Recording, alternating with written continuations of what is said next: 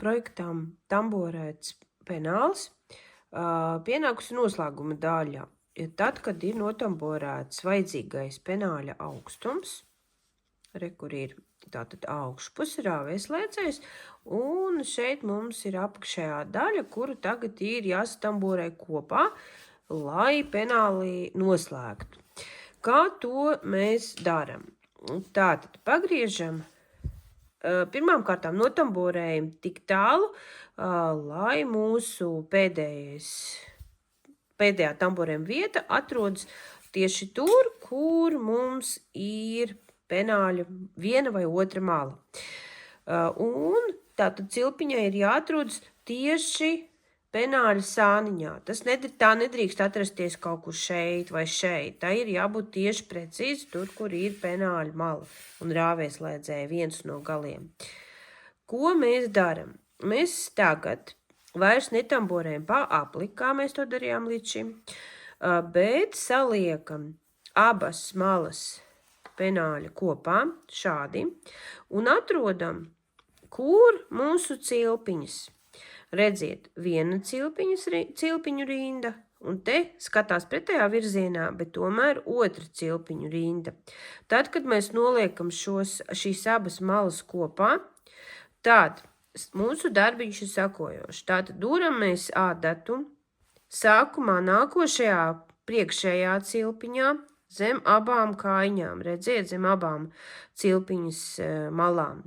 Un atrodam pretējā pusē šeit arī tuvāko cilpiņu, redziet, es tagad rādu no augšpuses, kura ir tepat blakus, tikai otrā pusē penālim. Izduram adatu caur abām šīm te cilpiņām, aizķeram aiz dzīs pavadiena un izvelkam sākumā caur abām šīm te cilpiņām šo cilpu uz āru. Tagad mums uz tamboradatas ir divas cilpiņas. Tagad neko vairs neaizķeram, bet šo pašu cilpiņu, ko tikko izvilkām ārā, mēs vienkārši velkam cauri tai cilpiņai, kura ir pirmā uz adatas. Lūk, šādi. Un pievelkam aiz diega, lai tas viss ir ciešāk. Tātad, vēlreiz. Caur tuvāko priekšējo ieduram adatu. Tālāk mēs ieduram nākamajā, kas atrodas pretējā pusē, rekur. Aizķeram dzīves pavadienu, izvelkam caur abām šīm cilpiņām. Un tagad šo pašu otro cilpiņu mēs izvelkam caur pirmo. Šis ir tā saucamais savienojuma stabiņš. Un ar to tad mēs tagad satamborējam šādā veidā visus atlikušās cilpiņas, kas atrodas vienā un otrā penāļa malā. Vēlreiz rādu, tātad reku pirmais priekšējā pusē, rekur ir otrā tajā pretējā pusē un izvelkam cauri abiem un tad šo otro cilpiņu izvelkam cauri pirmo.